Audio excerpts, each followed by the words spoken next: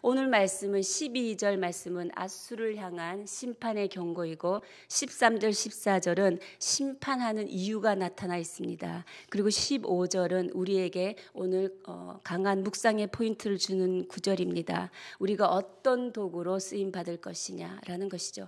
그리고 16절 19절에는 불같은 하나님의 분노에 대해서 말씀하고 있습니다. 오늘 저는 15절 말씀을 중심으로 여러분과 함께 오늘 주시는 말씀을 나누어 보고자 합니다. 계속해서 이어지는 이사야의 선포입니다. 앗수르를 일으켜서 남유다를 침공하려고 하는 하나님의 계획을 이루어 나가고 있습니다. 하나님께서는 그러므로라고 오늘 말씀을 시작합니다. 그러므로는 원인이 있고 결과가 있는 것입니다. 어떠한 원인이 있겠습니까? 오늘의 주어는 주께서 끝에 동사 벌하시리라. 네, 그러므로 주께서 벌하시리라. 무엇을 벌하십니까? 앞에 어저께 본문 말씀 10절 11절의 내용으로 인하여 앗수르 백성들, 앗수르 왕의 교만함이죠. 그들이 나의 힘으로 이 모든 열국을 내가 다 쳐서 이겨냈다, 내가 승리하였다라고 하는 그 교만함으로 주께서 이제 그들을 벌하시리라라는 12절의 말씀으로 오늘 말씀이 시작됩니다. 근데 주께서 벌하는 그 심판이 때가 있다라고 12절에 나와 있습니다. 주께서, 이건 아도나이입니다. 아도나이는 주권자 여호와 하나님, 주권자께서 이 일을 시작하셨다라는 것이지요.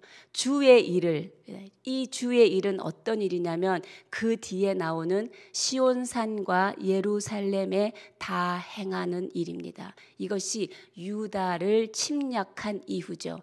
앗수르가 유다를 침략한 이후에 내가 앗수르 왕의 완악한 마음의 열매와 높은 눈의 자랑으로 인하여 그들을 심판하겠다라고 하나님께서 말씀하시고 계십니다.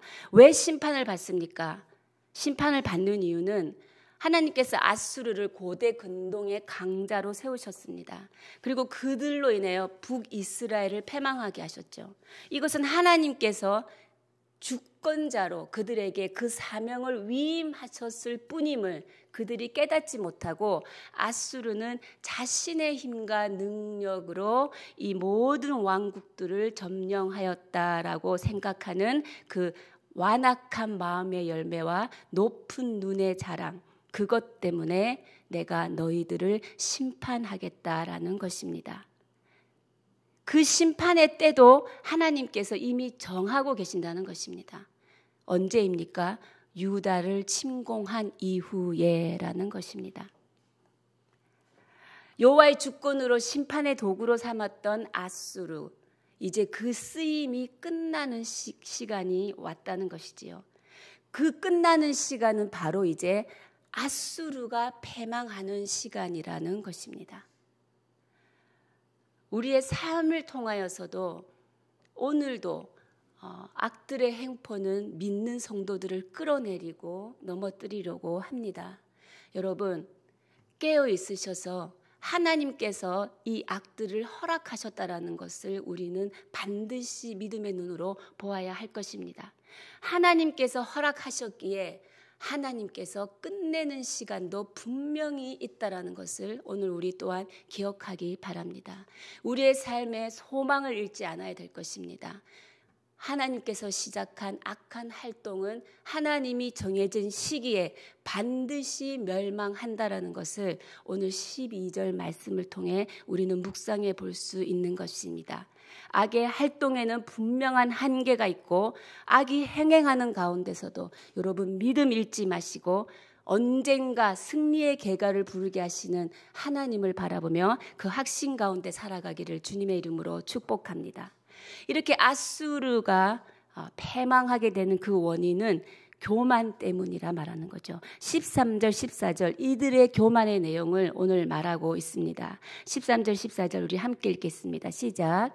그의 말에 나는 내 손의 힘과 내 지혜로 이 일을 행하였나니 나는 총명한 자라 열국의 경계선을 걷어치웠고 그들의 재물을 약탈하였으며 또 용감한 자처럼 위에 거주한 자들을 낮추었으며 내 손으로 열국의 재물을 얻은 것은 새의 보금자리를 얻음 같고 온 세계를 얻은 것은 내버린 알을 주움 같으나 날개를 치거나 입을 벌리거나 지저귀는 것이 하나도 없었다 하는도다. 네, 13절. 그의 말에 나는 아수르 왕 나는 말합니다. 아수르 왕이 말하기를 내 손의 힘과 그리고 내 손의 지혜로 이 일을 행하였더니 나는 총명한 자라. 네, 이 말씀은 내가 가진 힘으로 내가 가진 지혜로 이 나라들을 점령한 것은 내가 총명하기 때문이다. 그리고 나는 열국의 경계선을 걷어치웠다. 네, 열국의 경계선은 여러 왕국을 자신이 점령하였다라는 하는 의미입니다. 그리고 그들의 재물을 약탈하였다. 또 내가 용감한 자처럼 위에 거주한 자들을 낮추었으며 이 용감한 자는 히브리어의 뜻에는 이 전능함이 있습니다. 이게 여호와 하나님의 권능을 지칭하는 의미가 이 안에 있습니다. 그러니까 자신이 하나님처럼 높아져서 열국의 모든 왕들을 낮추었다. 열국의 모든 왕들을 밑에 두었다라고 지금 아수르 왕은 말하고 있는 것입니다.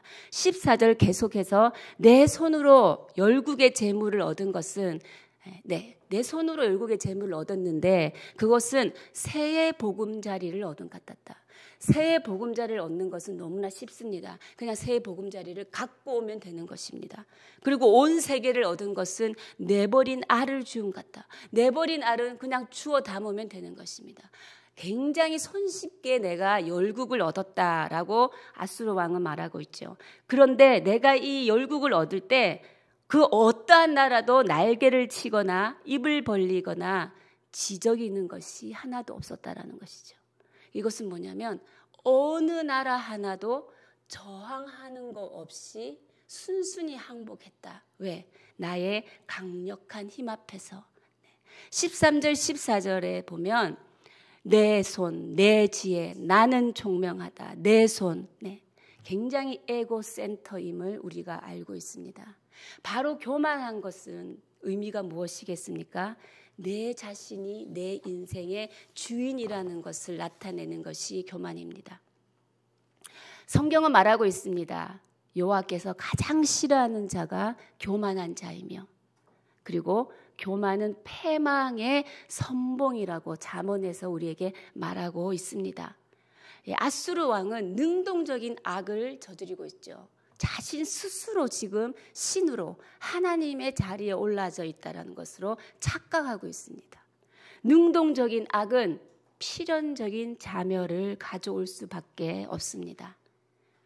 첫 번째 교만의 정의는 하나님의 선물을 자기 자신의 힘과 능력의 결과라고 여기는 것입니다. 하나님의 공로를 배제하는 것입니다. 이 교만이 들어오면 이 교만은 누구에게도 그 공을 나누지 않습니다. 그렇기 때문에 교만은 반드시 탐욕의 길로 우리를 이끌게 됩니다. 하나님을 높이고 섬겨야 할 우리가 스스로 하나님의 자리에 올라가는 것입니다. 그때부터 우리의 불행은 시작된다고 말할 수 있습니다. 교만이 얼마나 큰 죄인지 오늘 이 아침에 우리 다 함께 깨달아지는 하루 되시기를 주님의 이름으로 기도합니다. 하나님께서는 이러한 교만한 도구는 사용하지 않는 것입니다. 심판의 도구로 사용하시고 결국은 패망시킨다는 것을 오늘 말씀하고 있는 것입니다. 그렇다면 여러분, 하나님께 쓰임받는 성도의 자세는 어떠해야 하는지 무엇일까요? 그 자세는 바로 겸손함입니다. 이 겸손은 어떤 마음입니까? 나는 단지 하나님의 손에 쓰임받는 도구에 불과하다라는 것이죠. 도구 스스로는 어떠한 의미도 가지지 못하는 것입니다. 하나님이 그 도구를 붙들고 하나님의 손에 붙들렸을 때 하나님이 하나님의 뜻에 적절하게 쓰고자 할 때 그 도구는 비로소 빛이 나는 것입니다. 그 말씀이 15절 말씀입니다. 우리 함께 읽도록 하겠습니다. 15절 시작.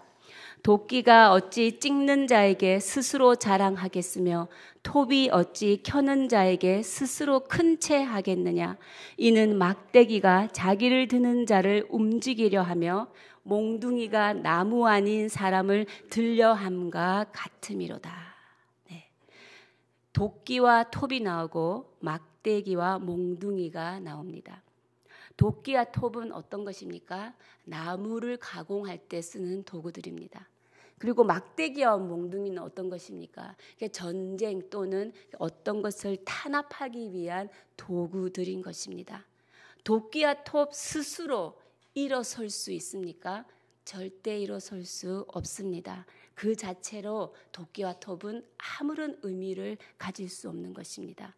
도끼와 톱이 의미를 찾으려면 사람의 손에 붙들려서 그 적절한 용도대로 쓰임 받을 때 그들은 도구로서 의미를 찾을 수 있는 것이지요. 아수르 스스로가 별 의미가 없다라는 것입니다. 하나님의 손에 붙들렸을 때 아수르도 그 가치를 가지게 되는 것이지요. 그런데 아수르는 스스로 하나님의 손을 벗어나 하나님의 자리에 오르는 교만을 저지르게 된 것입니다. 창조주 하나님께서는 이 세상 모든 피조물을 하나님의 도구로 사용하십니다. 하나님께서는 모든 피조물의 주인이 되시기 때문에 하나님께서는 그 자신의 목적과 뜻을 이루기 위해서 그 도구를, 택하신 도구를 사용하신다는 것입니다. 그러나 여기서 우리가 하나 생각해 보아야 할 것이 있습니다. 도구로 쓰임을 받는데 어떻게 쓰임을 받느냐? 하나님의 도구로 사용되는 방식에 있어서 차이가 있다는 것이죠. 악한 일로 사용되는 도구가 있고 선한 일로 사용되는 도구가 있다는 것입니다. 예를 들면 아수르는 악한 일에 사용되었습니다. 선민을 징계하기 위한 도구. 그들이 행한 일은 선민을 억압하고 억제하고 억누르고 괴롭혔던 악한 일들에 쓰임 받았던 것입니다. 반면에 같은 이방 민족임에도 불구하고 여러분 바사왕 고레스를 기억하실 것입니다. 고레스 칙령으로 인하여서 유다 백성을 본토로 귀환시키는 데 쓰임 받았고 본토로 귀환한 유다 백성이 성전을 건축할 수 있도록 쓰임 받았던 이방 왕인 것입니다. 저는 이 시간 선포합니다. 저와 여러분의 인생이 하나님 앞에 선한 도구로 쓰임받기를 주님의 이름으로 축원합니다. 여러분이 아는 유명한 시가 있습니다. 아시시의 성 프란시스의 기도입니다. 나를 당신의 평화의 도구로 사용하여 주소서. 우리가 많은 찬송가를 통해 이 기도를 알고 있습니다. 제가 한번 읽어보겠습니다. 하나님, 나를 당신의 평화의 도구로 사용하여 주소서. 미움이 있는 곳에 사랑을, 범죄가 있는 곳에 용서를, 의심이 있는 곳에 믿음을, 절망이 있는 곳에 희망을, 어둠이 있는 곳에 광명을, 슬픔이 있는 곳에 기쁨을 허락하여 주시옵소서. 이것은 무엇입니까?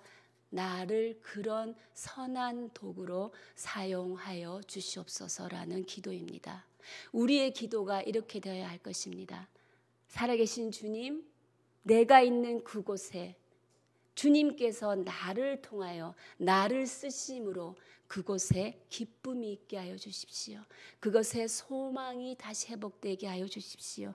그곳에 하나님을 믿는 믿음이 다시 한번 선포되는 곳이 되게 하여 주시옵소서. 오늘 우리의 기도가 이런 기도가 될 줄 믿습니다. 당연히 선한 방법으로 쓰임받는 도구가 되어야 하는 것이 성도일 것입니다. 그런데 이 도구는 자신의 의지대로 사용되는 것이 아니라 주님의 뜻대로 사용된다는 것입니다.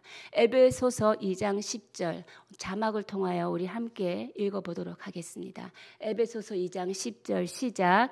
우리는 그가 만드신 바라 그리스도 예수 안에서 선한 일을 위하여 지으심을 받은 자니 이 일은 하나님이 전에 예비하사 우리로 그 가운데서 행하게 하려 하심이니라. 네, 하나님이 전에 예비하셨다라는 것입니다. 하나님은 우리를 지으실 때 이미 여러분을 선한 도구로 하나님의 계획하에 사용하시려고 만들었다라는 것입니다. 선한 도구로 쓰임받기 위해서는 어떤 태도가 필요합니까? 하나님께서 나를 통해 하신 일에 대해서 그 공로를 하나님께 돌리는 자세입니다. 내 능력으로 이루었다라는 자세를 내려놓아야 하는 것입니다. 성경에서 우리는 교훈 하나를 발견할 수 있습니다. 민수기 20장 12절 말씀인데요. 우리 함께 자막을 통해 보겠습니다. 20장 12절 읽어보겠습니다. 시작. 여호와께서 이르시되 너희가 나를 믿지 아니하고 이스라엘 자손의 목전에서 내 거룩함을 나타내지 아니한 고로 너희는 이 회중을 내가 그들에게 준 땅으로 인도하여 드리지 못하리라 하시니라. 네. 모세와 그 세대 이스라엘 백성들이 약속의 땅에 들어가지 못하게 된다라고 말하고 있습니다. 그 이유는 뭡니까? 나의 거룩함을 나타내지 아니한 고로. 네. 이 말씀이 있기 바로 전에 여러분이 아시다시피 민수기 20장 10절에 무리바 물 사건이 있었습니다. 무리바 물 사건 20장 10절에서 일어난 사건인데요. 무리바 물 사건에 모세가 이스라엘 백성들이 물을 달라고 할 때 이렇게 말합니다. 패역한 너희여 들으라. 우리가 너를 위하여 이 반석에서 물을 내랴. 모세가 말합니다. 우리가 너희를 위하여. 모세는 지금 하나님의 초월적인 능력과 하나님의 끝없는 사랑으로 이스라엘 백성의 모든 필요를 채워주시는 그 거룩한 하나님을 분명히 보여주지 못하고 있는 것입니다. 우리가 너희를 위하여. 모세는 도끼임에도 불구하고 그 도끼가 스스로 도끼질을 할 수 있다라는 착각을 하였던 것입니다. 이것이 어떻게 바뀌어야 하겠습니까? 우리가 하나님의 도구에 불과하다라고 깨닫는 인생이라면 이 문장의 대사는 이렇게 바뀌어야 합니다. 패역한 너희여 들어라. 하나님께서 너희를 위하여 이 반석에서 물을 내랴. 이것이 겸손한 자세인 것입니다. 우리의 말과 행동과 태도와 자세에서 우리는 이렇게 도구가 가지는 겸손한 고백이 있어야 하겠습니다. 도구가 가지는 겸손한 고백은 이것입니다. 여호와 하나님께서 너희를 위하여 이 반석에서 물을 내셨다. 여호와 하나님께서 나에게 이 성공을 주셨다. 여호와 하나님께서 나에게 실패를 주셨다. 여호와 하나님께서 나에게 이 일을 이루셨다라는 고백인 것입니다. 우리가 이런 신앙 고백으로 삶을 살아갈 때 우리는 성공을 해도 교만하지 않을 것이며 실패를 해도 자괴감에 빠지지 않을 것입니다. 우리가 어떤 것을 위하여 기도할 때 그 기도로 인하여 일어나는 모든 결과 안에는 하나님의 증거가 있다라는 것을 믿는 것이 믿음인 것이지요. 하나님은 우리의 모든 고통과 실패와 성공과 후회와 모든 것들 가운데서 쉬지 않고 일하시고 계신 분이며 하나님께서는 하나님이 끝이라고 말씀하기 전까지는 실패도 끝이 아니며 후회도 끝이 아니며 죽어도 끝이 아니라는 것을 우리에게 말씀하고 있는 것입니다. 두 번째, 우리가 선한 도구로 쓰임받기 위해서는 지속적인 감사의 자세로 살아야 하겠습니다. 여러분이 아시다시피 모세는 모든 위기의 순간에 하나님께서 쓰셨던 귀한 리더십입니다. 그렇게 계속 쓰임을 받았음에도 불구하고 한순간 무의식적으로 쓰임받았던 경험이 있었기 때문에 자신의 능력이 자신의 것으로 생각되었던 순간이었던 것입니다. 단지 자신이 하나님의 손에서 움직여지는 쓰임받는 도구였다는 것을 잠시 잊어버렸던 것이지요. 그는 감사를 잊어버렸습니다. 우리는 성공에도 감사해야 하며 실패에도 감사해야 하는 것입니다. 왜 그렇습니까? 모든 것은 하나님이 허락하시지 않으시면 절대로 일어날 수 없기 때문입니다. 하나님은 악한 활동을 통해서도 하나님의 사랑하는 성도들에게 바르게 책망함과 의와 교훈과 의에 이르게 하는 우리를 바로 세우는 시간과 우리에게 바로 세우는 연단 또한 허락하시기 때문입니다. 제가 하나님의 말씀 가운데 선포하는 이 말씀, 주님, 내가 하나님의 선한 도구가 되게 하여 주십시오. 겸손한 마음, 나에게 나를 통해서 일어나는 모든 일들의 공로는 하나님의 것입니다. 그리고 하나님, 날마다 내 삶의 감사의 예배가 끊어지지 않게 하여 주시옵소서. 이것이 우리가 살아가는 영적 비결의 삶인 것입니다. 우리 16절 19절 말씀을 저희가 보겠습니다. 16절 19절의 말씀을 눈으로 보겠습니다. 그러므로 주 만군의 여호와, 그러므로 원인과 결과죠. 이런 교만함 때문에 주 만군의 여호와께서 이제 살찐 자를 파리하게 하신다라는 것이죠. 이것은 뭐냐면 굉장히 강력한 자를 아주 나약하게 하는 것이죠. 하루아침에 18만 5천 명을 전멸시킴을 당하는 아수르군의 상태인 것입니다. 그리고 그의 영화 아래에 불이 붙는 것처럼 모든 영화가 한순간에 소멸되는 강렬한 심판의 불로 하나님의 분노를 나타내고 계십니다. 그리고 하루 17절 후반부에 하루 사이에 그의 가시와 찔레가 소멸되며 그의 숲과 기름진 밭의 영광이 전부 소멸되리니, 가시와 찔레가 소멸되는 것뿐만 아니라 하루 사이에 그 풍성한 살림들 그리고 그 풍성한 기름진 밭의 열매들이 한꺼번에 소멸되어져 불태워져 간다라는 것이지요. 그리고 19절에 보면 그의 숲에는 남은 나무의 수가 너무나 작아서 아이라도 능히 계수할 수 있게 된다라는 것입니다. 19절의 모습은 어떤 모습을 비유했냐면 하루아침에 18만 5천 명의 군사가 죽어버리고 급히 본토로 도망하는 산헤립 왕의 군사들의 도망가는 모습에서 도망가는 군사조차도 너무나 작아서 너무나 적어서 어린아이가 셀 수 있을 만큼 빈약해지고 연약해져 있다라는 모습을 비유하고 있는 것입니다. 하나님의 분노의 심판인 것입니다. 하나님의 분노의 심판의 불꽃 가운데 우리는 하나님의 또 미세한 소망을 발견할 수 있습니다. 여러분 17절 상반부의 말씀입니다. 17절 상반부의 말씀을 우리가 한 목소리로 읽겠습니다. 시작. 이스라엘의 빛은 불이 되고 그의 거룩하신 이는 불꽃이 되실 것이니. 네.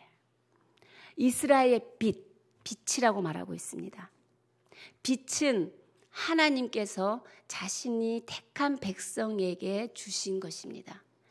이스라엘 백성에게 하나님께서는 지금 불이 아니라 빛이라고 말씀하고 있습니다. 빛은 태워버리는 것이 아닙니다. 빛은 밝히 비추어지는 것이지요. 어두운 길에서 이 빛은 무엇입니까? 바른 길로 갈 수 있도록 찾아주는 역할을 하는 것입니다. 하나님은 이 심판자인 동시에 바로 그 가운데서도 나는 빛 대신 주로 너희를 인도하는 하나님이라는 것을 하나님께서는 또 소망의 메시지로 우리에게 살포시 희망의 메시지의 문을 열어놓고 있는 것입니다. 하나님은 심판자이자 동시에 하나님은 우리의 인도자 되신다는 것입니다. 하나님이 인도자이시고 동시에 심판자이시라는 의미를 우리가 묵상하는 것은 굉장히 중요한 의미를 갖습니다. 만일 하나님이 인도자이심을 분명하게 인식함이 없다면 우리는 어리석게도 눈에 보이는 힘과 능력을 가진 어떤 것들을 붙들게 될 것입니다. 반대로 하나님이 심판자이시라는 것을 인식하지 못하면 우리는 하나님의 말씀을 벗어나 살면서도 우리는 하나님의 심판을 두려워하지 않고 오히려 교만한 마음을 품고 살아갈 수 있다라는 것입니다. 사랑하는 여러분, 오늘 말씀은 하나님께서 인간의 교만에 대한 본질을 말씀하고 계십니다. 실제로 이사야 10장 5절에서 19절 말씀에 보면 내가라는 1인칭 대명사가 13번 나옵니다. 이것은 무엇입니까? 내가 내 중심에 있는가? 그리고 아니면 다른 어떤 것이 내 중심에 있는가? 여러분에게 질문합니다. 오늘 여러분을 움직이고 관심을 갖게 하고 행하게 하는 그 중심에는 무엇이 여러분을 움직이게 하고 있습니까? 여러분의 중심에 하나님의 하나님됨, 로드십을 오늘 회복하는 하루 되시기를 주님의 이름으로 축원합니다. 네, 우리 함께 기도하시겠습니다. 살아계신 하나님, 오늘 말씀을 통하여 인간의 모든 역사의 주관자가 하나님이심을 깨닫고 알게 해주시니 감사합니다. 모든 열방보다 뛰어나신 그 이름을 가진 하나님이심을 오늘 인정하며 나아가게 해주시고 붙들게 하여 주시옵소서. 그리고 하나님, 당신의 계획과 뜻을 이루기 위해서 오늘 선한 일에 쓰임받는 인생 되게 하시고 우리의 삶에 행하신 모든 일로 감사의 예배가 끊어지지 않게 하여 주시옵소서. 주님, 악의 행포가 분명히 끝이 있음을 믿음으로 선포하며 하나님, 힘든 모든 상황 가운데서도 하나님 소망 잃지 않고 믿음 잃지 않고 주님 다시 한번 일어서 나아가게 하여 주시옵소서. 또한 기도하옵기는 캄보디아 아우리치 가운데 하나님의 풍성한 은혜와 성령의 열매들과 그리고 주님의 보호하신 은혜가 충만할 수 있도록 하나님 인도하여 주시옵소서. 우리 함께 주님 앞에 기도하며 나아가시겠습니다. 살아계신 하나님 아버지, 감사합니다. 오늘 주님 앞에 엎드려 기도하는 것은 하나님, 우리가 겸손함으로 하나님의 자리에 스스로 올라가는 범죄를 저지르지 않도록 하나님, 우리가 회개하오니 우리의 죄를 용서하여 주시옵소서. 하나님, 오늘도 겸손한 자세로 나의 모든 인생이 주께 있으며 내 인생을 주께서 쓰는 도구로 사용되기를 원합니다. 주님, 선한 도구로 사용되게 하여 주시옵소서. 주님의 선하신 뜻과 주님의 선하신 목적을 이루기 위하여 인생의 사명을, 인생의 소명을 믿음에 달려갈 길을 경주할 수 있도록 주님, 오늘 성령으로 이끌어 주시옵소서. 하나님 아버지, 오늘도 우리가 주님의 삶, 주님께서 이끄시는 내 삶에 일어나는 모든 일로 인해 주님 감사의 예배가 끊어지지 않게 하여 주시옵소서. 주님, 넘어짐에도 감사하게 하시고 후회함에도 감사하게 하여 주시고 고난 중에도 감사하게 하여 주시며 성공 중에 감사하며 교만하지 않게 하여 주시어서 오늘도 나를 통하여 행하시는 하나님의 온전한 뜻을 더욱더 사모하는 인생 되게 하여 주시옵소서. 살아계신 하나님, 오늘도 믿음으로 선포합니다. 주님, 오늘도 고통 가운데서 날마다 나를 끌어들이고 넘어뜨리며 유혹에 빠지게 하는 하나님 악의 유혹이 언젠가는 하나님의 시기에, 하나님의 정해진 시기에 그것들은 끝이 있음을 믿음으로 선포합니다. 주님, 우리가 끝까지 포기하지 아니하고 하나님 안에 소망 잃지 아니하고 하나님 믿음을 붙들고 다시 한번 주를 바라보며 인내하며 기다리며 주를 믿는 믿음 안에서 주의 이 믿음을 선포하며 살아가게 하여 주시옵소서. 살아계신 하나님, 감사합니다. 세상의 모든 것들 중에 우리를 택하셔서 오늘도 하나님의 선한 도구로 부르심에 다시 한번 감사를 올려드립니다. 주님, 도구가 어찌 도구 스스로 일어날 수 있습니까? 주님, 우리는 주님이 쓰시는 도구에 불과하며 또 하나 원하는 것은 하나님의 선하심의 도구로 쓰임 받기를 원합니다. 부족한 우리 하나님 사용하여 주시옵소서. 그래야 오늘 주의 백성들이 있는 그곳에 하나님 슬픔이 기쁨이 되게 하시고 절망이 소망이 되게 하시고 의심 있는 곳에 믿음에 다시 회복되어지는 하나님의 역사가 오늘 주의 사랑하는 자녀들을 통하여 하나님 행해지도록 주님 인도하여 주시옵소서. 주님, 오늘도 날마다 넘어뜨리고 주의 백성들을 믿음 안에서 끌어내리려고 하는 악의 행포들 가운데서도 하나님 믿음 잃지 않게 주님을 믿는 믿음을 선포하며 나아갑니다. 하나님 그것들의 활동은 분명히 끝이 있으며 한계가 있으며 하나님이 정해진 시기에 심판을 받을 것입니다. 하나님 주의 백성들이 믿음으로 다시 일어나는 하루 되게 하여 주시고 주의 백성들을 하나님의 온전한 뜻 가운데 부르셔서 보호하여 주시옵소서. 이 모든 말씀 우리 주 예수 그리스도의 이름으로 기도하며 지금은 우리 주 예수 그리스도의 은혜와 하나님 아버지의 크신 사랑하심과 성령의 위로 교통 역사하심이 하나님의 선한 도구로 쓰임받기를 갈급하며 주님 앞에 엎드린 모든 주의 백성들 머리 위에 그 가정과 일터와 직장 위에 사람 살리는 교회 위에 지금으로부터 영원까지 함께 하시기를 간절히 축원하옵나이다. 아멘. 아버지